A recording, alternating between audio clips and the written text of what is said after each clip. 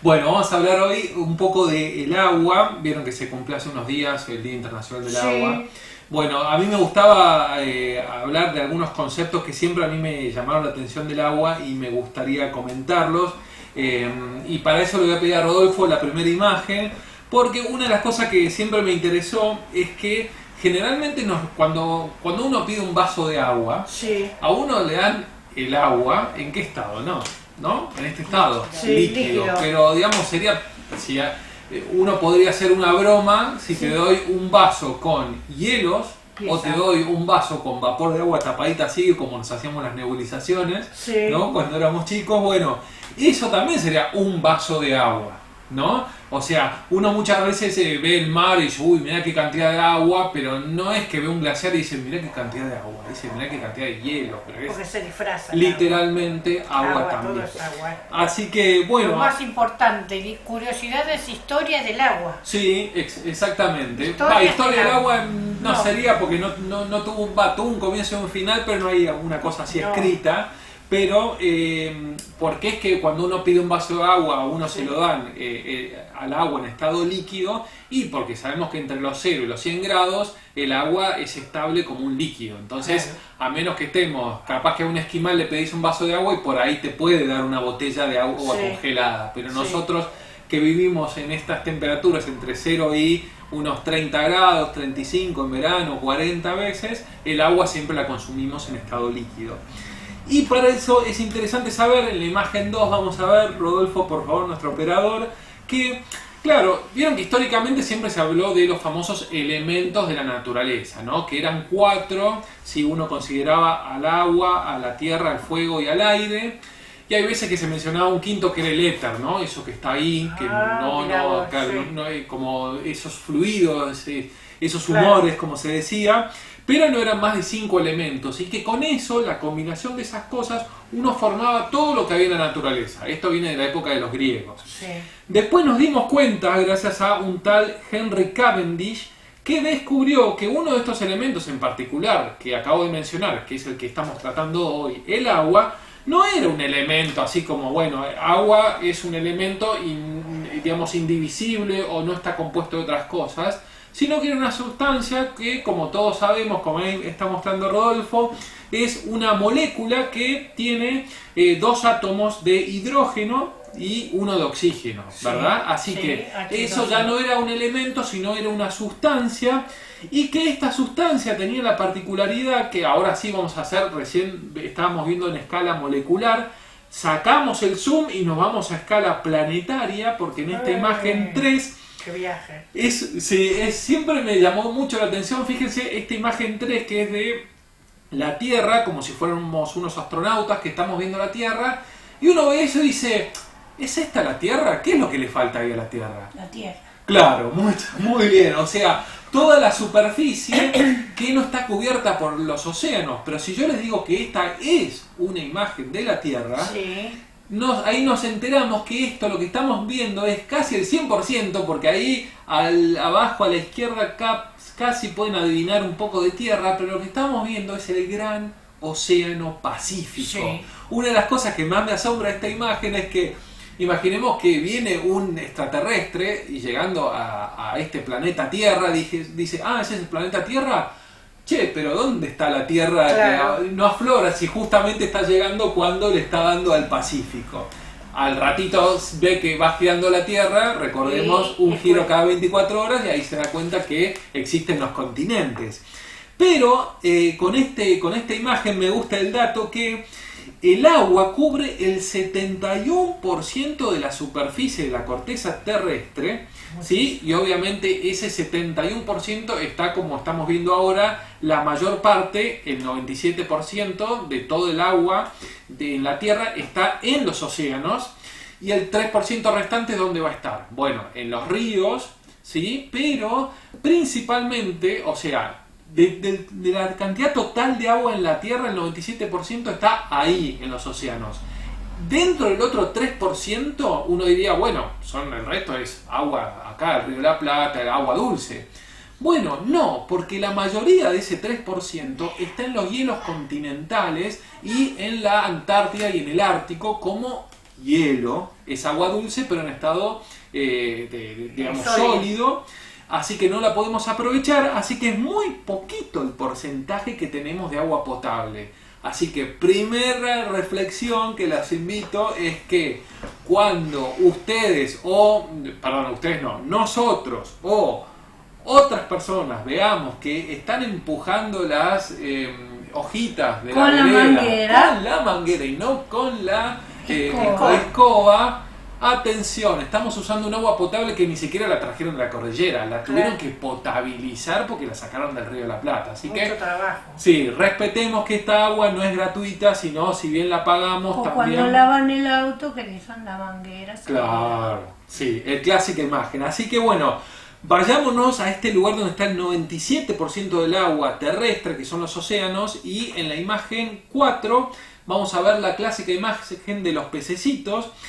Y un dato interesante es que se considera, hay una unanimidad de criterios en que la vida empezó en este ambiente, justamente el ambiente acuoso, porque la vida justamente necesita del agua, está rodeada de agua para que exista la vida tal cual la conocemos en el planeta Tierra. Y obviamente a esta agua, y fíjense cómo está iluminada con luz solar, hasta los 200 metros llega la luz solar a impactar en el agua marina, es en estas zonas donde empezaron los primeros organismos vivos, y claro, porque tenían todo al alcance de la mano. Ahora, ¿por qué en estado líquido el agua, estos organismos empezó la vida? Porque ustedes saben que la definición de vida, dentro de las definiciones de vida que hay, lo que implica la vida, el término vida, es una capacidad de organización, de crecimiento, de responder a estímulos externos y de metabolizar. En este metabolismo, que es lo que todos estamos haciendo en este momento, todos los seres vivos, ahí ocurren reacciones químicas. Y para que esas reacciones químicas sucedan, el ámbito del agua y en estado líquido es lo mejor, porque el agua en estado gaseoso, las moléculas están muy lejos entre ellas, entonces para que interaccionen y generen reacciones químicas es difícil. En el lado opuesto están los sólidos, el agua como hielo están demasiado juntas y las reacciones químicas tampoco tienen espacios para que suceden pero no tanto, así que el ambiente del océano con agua líquida es lo mejor que nos pudo pasar en este planeta Tierra para poder desarrollarnos. ¿Y cómo nos desarrollamos? Bueno, pasemos a la imagen 5, porque ahí vamos a ver que estos primeros habitantes, bueno, los peces ya bastante desarrollados, lo que les permitía vivir es justamente lo que consideramos nosotros el análogo a respirar, nosotros los mamíferos con nuestros pulmones, serían los peces con las branquias. ¿Cuál es el beneficio de los peces? Es que ellos toman el oxígeno del agua que les circula todo el tiempo a través de ellos, ¿sí? Y en el caso de un pez con solo moverse y abrir la boca, le está pasando continuamente a través de esas branquias, que funciona medio como los alvéolos nuestros de los pulmones, que hay un intercambio ahí. O sea, el dióxido de carbono que uno genera vuelve al océano y uno si es un pez, consume ese oxígeno para vivir. Así que en ese ambiente es donde comenzó la vida en el mar. Ahora, pensemos qué sucedería si decimos que la vida nació en el mar y estábamos todos tan felices viviendo en el mar. ¿Por qué íbamos a salir a vivir a lo que consideramos la superficie terrestre, ¿no? Sí. En la superficie terrestre hay millones de desventajas, y ahora le voy a pedir a Rodolfo la imagen 6, porque fíjense que, claro, en contraste con el océano, uno vive, no sé, uno es un coral viviendo en el Caribe. Uno sabe que el agua que lo rodea siempre va a estar entre 25, 27 grados, 23 grados, va a ir variando, pero muy poquito. Ahora, cuando los animales empezaron a invadir la superficie terrestre, todo iba para mal. ¿Por qué? Primero, contraste, amplitud térmica. O sea, pensemos hoy que hablamos de las provincias de Salta y Jujuy. Que en verano vos tenés capaz que 35 grados, pero en invierno llevarte un buzo porque hace frío. Bueno, eso en el mar no sucede. En el mar la temperatura es muy pareja, así que contraste. Después, como está mostrando acá, momentos de sequía y momentos de mucha agua. O sea, en el mar yo estoy ahí flotando y el agua ya me llega, el agua que necesito para vivir. Acá, nosotros acá no tenemos agua, tenemos que ir a buscarla al río o abrir la canilla después de pagar el servicio. O sea, vivir sobre la superficie terrestre es una adaptación y no es para nada amigable para los seres vivos. Eso es uno de los conceptos interesantes para hablar, y ahí vamos a ver la imagen 7, porque si hablábamos de nosotros y de los mamíferos, que somos, digamos, los animales, siempre recordando que los humanos somos animales, estamos digamos, en la parte bastante evolucionada digamos, de toda la evolución de los seres vivos en la Tierra. Fíjense que si pensamos en este viajecito de, por ejemplo, un anfibio, vieron que los anfibios fueron los primeros que empezaron a vivir un poco en el agua, un poco en la tierra. Entonces ahí, por ejemplo, salimos de un ser vivo del agua, del océano, que intentó empezar a vivir un tiempo sobre la superficie terrestre, se cataloga como anfibio, o sea, tiene capacidad de estar en el agua donde pone huevos, pero a su vez capaz que se alimenta en las zonas terrestres próximas.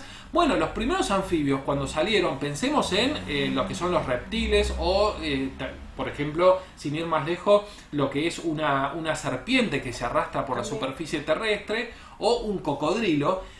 Esos, o sea, nunca se despegaban mucho del piso, se arrastraban muchísimo, porque claro, pensemos el ambiente como era en el océano. En el océano uno no tenía que ser muy agraciado desde el punto de vista de musculoso, de tener unas vértebras, unos huesos muy sólidos, porque uno flota ahí, sin ir más lejos, pensemos un lobo marino, la forma que tiene, que digamos que no es muy estilizado, pero eso no es problema porque él puede nadar muy bien porque el agua es un medio, lo sostiene por este tema de la flotabilidad. Recordemos que la flotabilidad de uno está dependiendo de la densidad que tiene uno con respecto al medio en el que está. Entonces, si yo soy menos denso que el agua, digamos, puedo tener una vejiga natatoria como tienen los peces, y que se inflan con un poco de aire, entonces ellos pueden regular subir y bajar.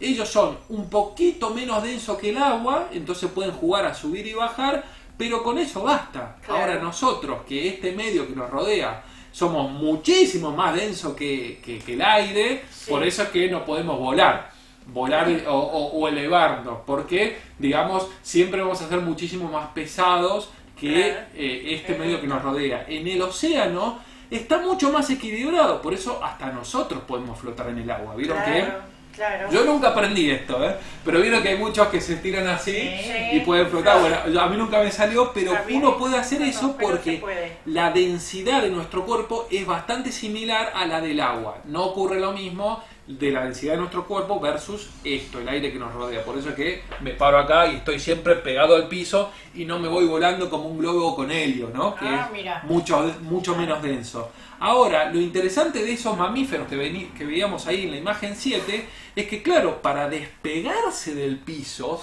tuvieron que hacer un esfuerzo y tener un esqueleto que te permita estar parado. Yo nunca vi, por ejemplo, un lobo marino que se pueda erguir, ¿verdad? O una ballena azul erguida. No, porque no se pueden sostener ellos mismos en un ámbito como el terrestre, pero sí en el agua.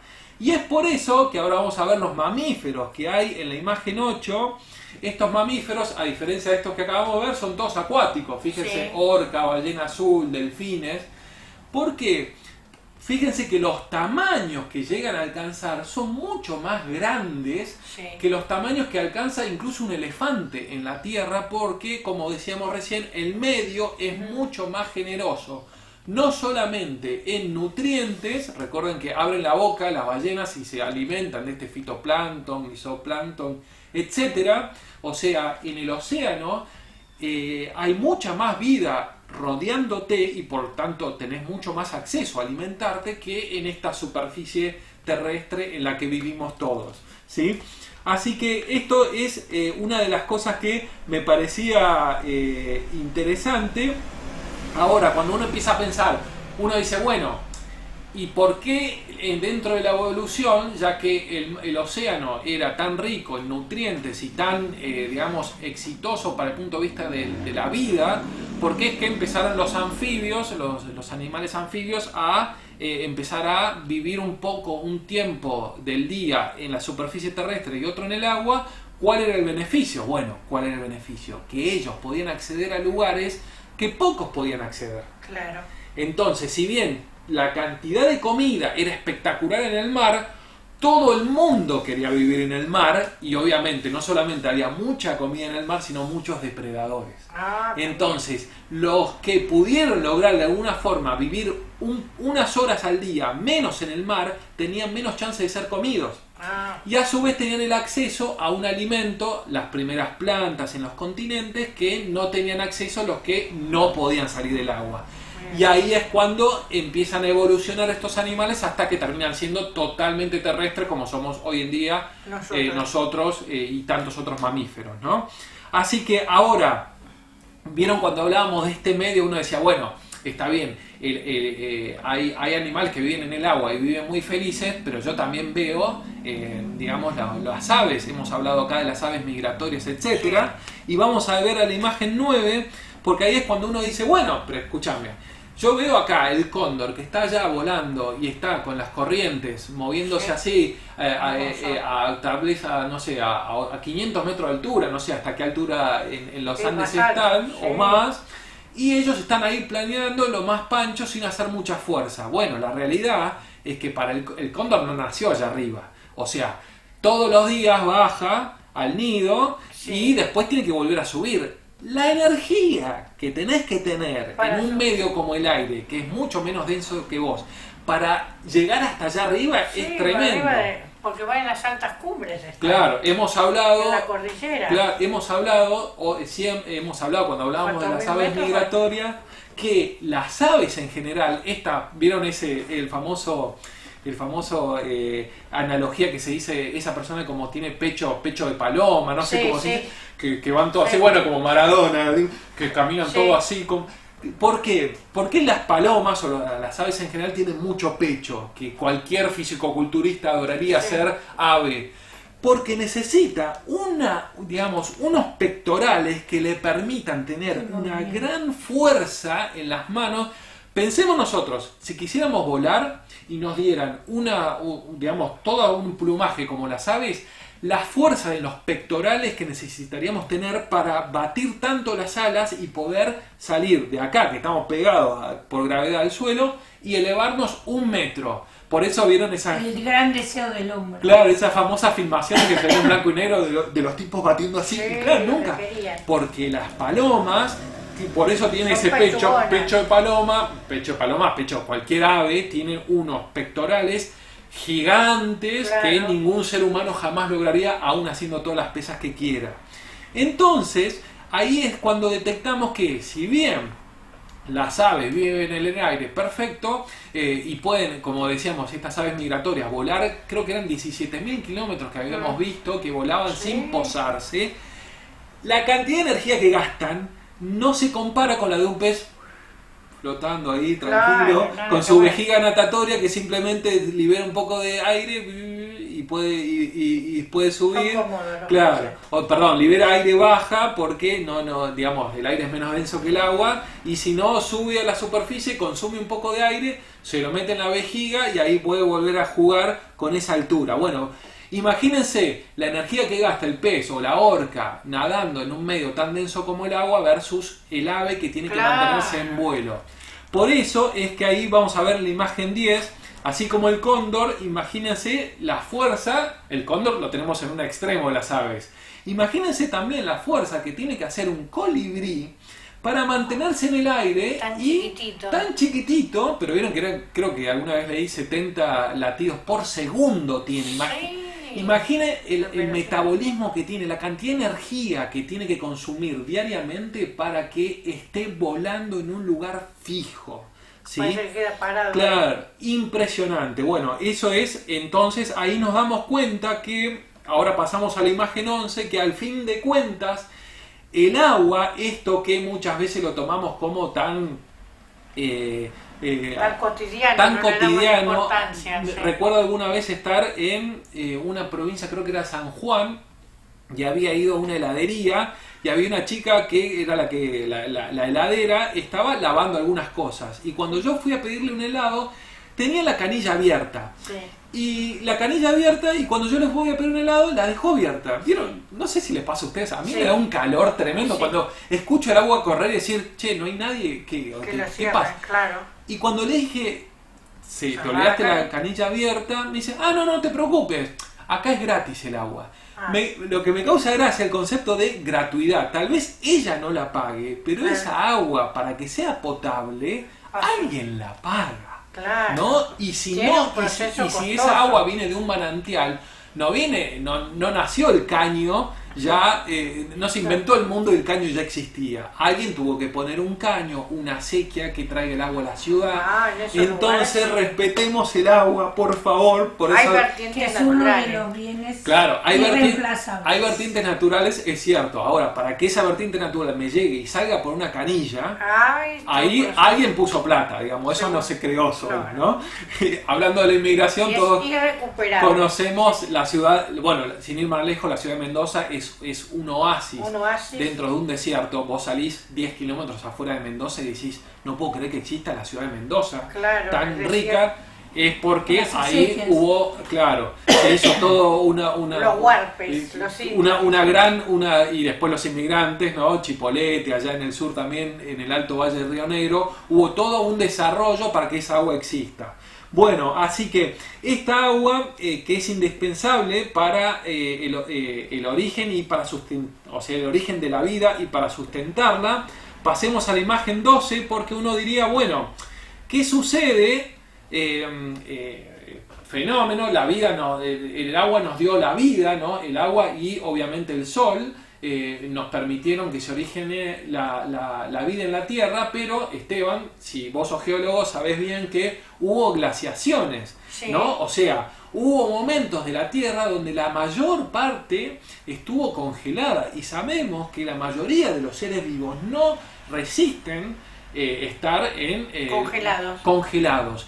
Entonces, ¿cuál es la respuesta? Bueno, la respuesta es que afortunadamente para la vida, como la conocemos en el planeta Tierra, uno le tiene que... ustedes saben que hay algo que se define como capacidad calorífica, que lo tienen las sustancias, lo tienen los elementos también. Es la cantidad de energía que uno le tiene que dar, por ejemplo, en este caso al agua, la cantidad de energía que yo le tengo que dar, por ejemplo, prendo la hornalla, ¿sí? Y quiero hacer hervir agua. Bueno, la cantidad de energía que yo le tengo que dar al agua para que suba 1 grado, eso es definición de capacidad calorífica, ¿sí? O sea, ¿cuánta energía le tengo que dar? Ahora, afortunadamente para nosotros, el agua le tengo que entregar muchísima energía. No sé si les ha pasado a ustedes, es que uno, en mi caso, por ejemplo, la pava de 1 litro de agua para calentar, 1 litro de agua, yo sé que en casa más o menos son unos 8 minutos. Prueben hacer lo mismo, y eso es a menos de 100 grados, porque no me gusta tomar el agua hervida. El mate no va con agua. Exactamente, por ejemplo, llega a 80-85 grados en 8 minutos. Entonces yo ya sé, la dejo ahí a la pava, vuelvo a los 8 minutos, más o menos estoy cerca. Piensen, vieron que el aceite, la temperatura de fritura del aceite son unos 400 grados.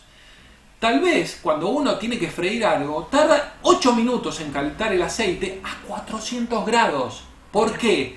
Porque el aceite es mucho más generoso, o sea, uno le tiene que dar mucha menos energía para que suba la temperatura, ¿sí? En el caso del agua, uno le tiene que dar un montón de energía para que suba 1 grado. ¿Sí? Que habla para que suba 85 grados. 8 minutos. Y eso nos benefició mucho en la historia para los seres vivos, porque incluso en épocas de glaciaciones nunca fue tan frío como para que en algún rincón de la Tierra el agua todavía se mantuviera líquida. ¿Por qué? Porque para vos enfriarla es lo mismo que calentarla. Para enfriarla le tenés que sacar un montón de energía al agua para que pase a estado sólido. Si fuera el agua más parecida a un aceite, capaz que la vida se hubiera muerto, porque hubiera sido una roca de hielo toda la Tierra. Como necesitas mucha energía al agua para subirle un grado o sacarle mucha energía para bajarla un grado, es que todos sobrevivimos y afortunadamente... Y eso, perdón, Esteban, ¿eso tiene que ver con las corrientes? Con las corrientes cálidas. Las corrientes cálidas lo que hacen es equilibrar las temperaturas, ¿sí? O sea, afortunadamente, gracias a las corrientes marinas, lo que tenemos es un equilibrio de temperaturas en todo el planeta. Eso viene por ese lado. Y en la imagen 13, fíjense que el mejor ejemplo de la capacidad calorífica que tiene el agua, no sé si han visto esta imagen alguna vez, más que la imagen, es este ejercicio. No sé si vieron alguna vez en un camping la gente que cómo calienta el agua, si no tenés pava. Agarrás una botella de agua, la llenás de agua a tope, la cerrás y la ponés literalmente al fuego. Las de plástico. La de plástico. Y esa botella la calentás así y tenés agua para el mate. ¿Por qué esa botella no se quema? ¿Por qué? Porque tiene agua. Entonces el agua está diciendo, dame fuego que, ¿sabés lo que... Bueno, tengamos cuidado. ¿Sabés lo que tardo yo en calentar 1 grado? Me tenés que calentar un montón. Si, por supuesto, pensemos que si esa botella no tuviera agua, tuviera aire, la ponemos al fuego y enseguida se derrite. Con agua, el agua frena, o sea, está recibiendo todo ese calor de la llama, se lo está aguantando el agua. Mira. Y este es un buen ejemplo para ver la capacidad. Bueno, pero tengamos cuidado con los incendios. Sí, favor. Y tampoco... Traten de apagar el fuego. Y también pensemos que ese plástico no estuvo hecho para que calentemos agua. No dimos malos consejos. Y como dejen bien apagado el fuego. Y como último dato del agua, fíjense esto también, que hablábamos de esta cuestión de que nunca fueron las temperaturas, afortunadamente, en la Tierra lo suficientemente largas en situaciones de frío o de calor como para que el agua se evapore o se congele para siempre. Y ahí vamos a ver en la imagen 14 nuestro sistema solar, porque ahí descubrimos que no es casualidad que el planeta Tierra está en una situación justamente esta, una situación donde a lo largo de la historia de los seres vivos hemos estado entre los 0 y los 100 grados de temperatura de agua. Fíjense que si fuéramos Venus o Mercurio, todo el agua del planeta Tierra se hubiera evaporado. Porque es tanto el calor que hubiéramos recibido estando cerca del Sol que se nos hubiera ido. Que es el caso de Venus y Mercurio, si es que alguna vez tuvieron agua. Y en el caso de Marte, para afuera, las temperaturas son tan bajas que esto hubiera sido un gran cubo de hielo. Y la vida tampoco se hubiera desarrollado. Mira qué interesante. Así que esa es la historia que les traje hoy del agua. Y también para agregar un dato que seguramente lo sabes, que el cuerpo humano también tiene un 70% de agua. Exactamente. Como el planeta. Exactamente, muy buen dato. Bueno, así que brindo con agua. Por el agua un bien bien preciado, que hay que cuidarlo. Sí, no empujen hojitas. Ahora que viene el otoño, no empujen hojitas con el... No desperdiciar el agua, claro. Está muy bien. Cuidar las cuencas, también. La importancia de nuestro país, que está rodeado de agua, fluviales y las costas. Todas las aguas. Y hielo también. Políticamente es muy codiciado. Bueno, cortamos y después terminamos con Margarita. Historias de Margarita.